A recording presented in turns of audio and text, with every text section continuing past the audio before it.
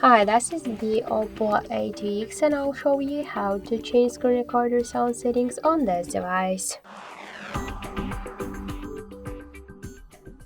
So open first the settings, then scroll down to additional settings and click to screen recording. Just to activate or turn off some sound settings here, we should use the switchers.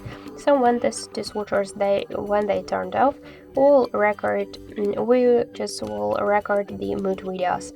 If you wanna use the system sound, you should click to the switcher. Also, you could command something in the screen recording, so you should activate the record microphone sound switcher. And just you could also use them separately or together. So that's it, thank you for watching, and if you like this video, leave thumbs up and subscribe.